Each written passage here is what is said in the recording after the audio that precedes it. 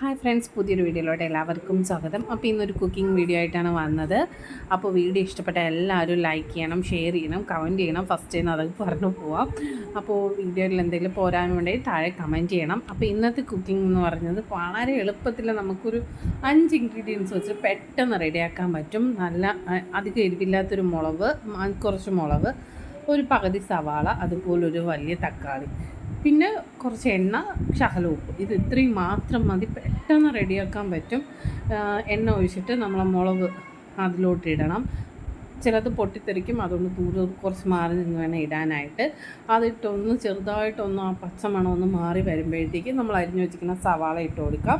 സവാളയോടൊപ്പം സവാള ഒന്ന് ചെറുതായിട്ടൊന്ന് വശങ്ങി വരുന്ന സമയത്ത് നമുക്ക് എടുത്ത് വെച്ചിരിക്കുന്ന തക്കാളി ഇട്ട് കൊടുക്കാം. ഇത്രയേ ഉള്ളൂ. ഇതിൽ കുറച്ച് ഉപ്പൂടെ നമ്മളിട്ട് ഒന്ന് അടച്ച് വെച്ചൊരു 10-15 മിനിറ്റ്, ഒരു 10 മിനിറ്റോളം അടച്ച് വെച്ച് കഴിയുമ്പോൾ ഇത് നന്നായിട്ടൊരു ഡ്രൈ രൂപത്തിൽ വരും. നന്നായിട്ടൊന്ന് കുഴഞ്ഞ് വരും. ആ തക്കാളി നിന്നൊക്കെ വെള്ളം ഇറങ്ങി നന്നായിട്ടൊരു സോഫ്റ്റായിട്ട്, മുളകൊക്കെ നല്ല സോഫ്റ്റായിട്ട് വരും. ഇത് നമുക്ക് ചൂട് ചോറിൽ ശകലരസമൊക്കെ ഒഴിച്ചിട്ട് പെട്ടെന്ന് ഉണ്ടാക്കി കഴിക്കാൻ പറ്റും. അതുപോലെ ടേസ്റ്റാണ്.